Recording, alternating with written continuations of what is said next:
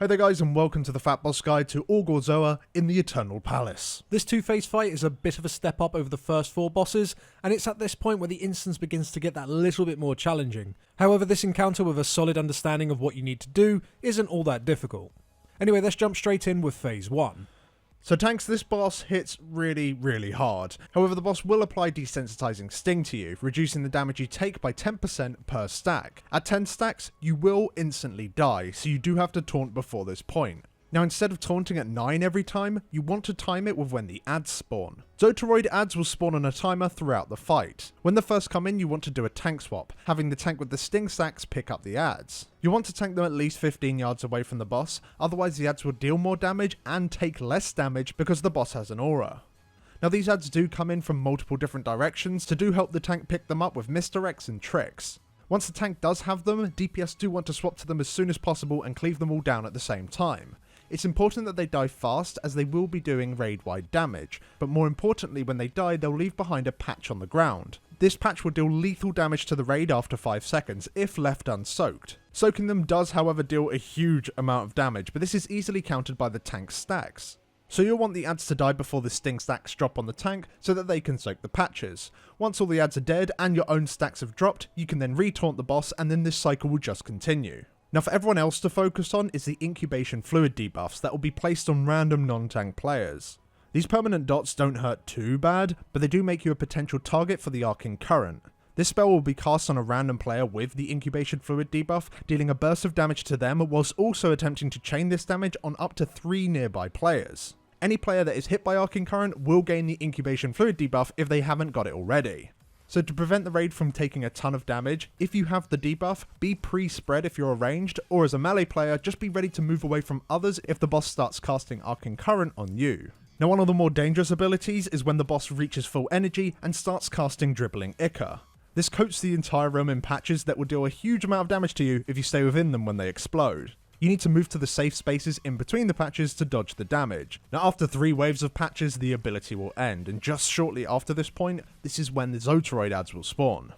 Once the boss has finished casting Dribbling Ichor 3 times, he will then leave the room and run downstairs. This last Dribbling Ichor cast will not spawn any of the Zotoroid adds, so you don't need to worry about them. Instead, you just need to chase the boss down into the next chamber. As you travel down the ramp, you're going to need to dodge the swirly circles as well as the eggs, as both of them will knock you back and deal damage if you touch them. Getting knocked off the ramp will make you fall to your death. Also, do not try and jump from the high part of the path down to the lower part, as you will be one-shot by jellyfish floating around in that area. Once you reach the bottom, you'll see the boss is casting Massive Incubator. You should interrupt this once everyone has arrived, or at the very last second if you are still missing people. This is because people that are not in the new chamber will be one-shot once the cast is interrupted.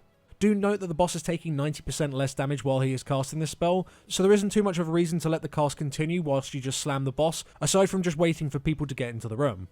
The moment you've made the interrupt, phase 2 will begin. Phase 2 is very similar to phase 1, the boss will continue to do all the same abilities, but different adds will spawn after the Dribbling Ichor instead of just the Zotoroids.